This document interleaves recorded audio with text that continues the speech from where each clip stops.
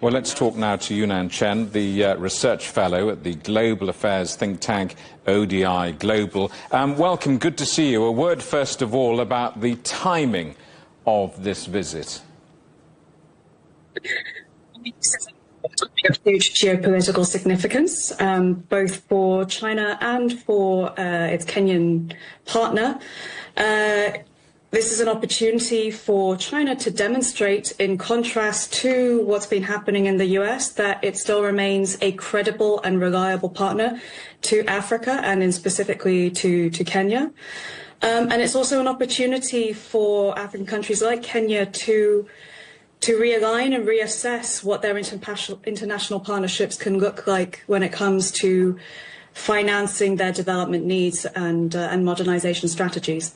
And if we had to take a snapshot now, how would you describe the current economic partnership between China and Kenya?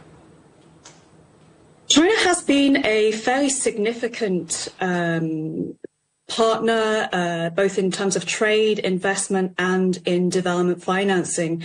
Chinese banks have been significant creditors that have supported quite significant infrastructure investments in Kenya as part of the Belt and Road Initiative. China-Kenya relations in trade have also deepened in recent years, particularly through the expansion of agricultural trade.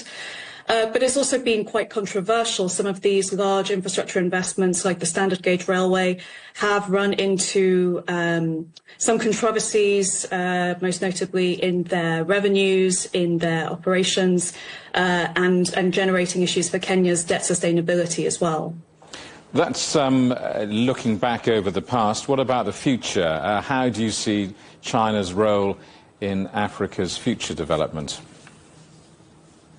So I think we're seeing a pivot as well from how China is viewing its role, and particularly we see this in development finance in Africa. I think the biggest shift is around the Belt and Road Initiative and the shift to a green BRI. We're really seeing an expansion of China's and Chinese companies and Chinese banks' participation in supporting green investments and in supporting energy transitions in Africa.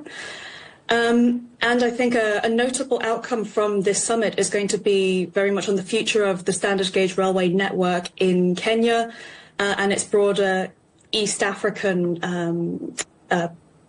master plans for the railway's expansion into Uganda. I think something notable is this shift in how the next phase of the railway is going to be financed. Rather than using debt instruments, as was the previous kind of model of the BRI financing, the new phase is likely going to be under a public-private partnership between Kenya and China. No news programme would be complete without a question about Mr. Trump's tariffs, of course, at the moment. What's your assessment of what global trade tariffs mean for Africa and perhaps the future of its economic partnerships? It's going to be a hugely challenging moment, even if Mr. Trump walks back on some of these announcements. The uncertainty, the economic and political uncertainty that introduces, I think, is going to be hugely damaging for trade and for wider economic development trajectories in Africa. And I think it reinforces the importance of China as well as other sources of financing for African countries. Yunnan Chen, thank you very much indeed. Yunnan Chen from the global affairs think tank ODI Global.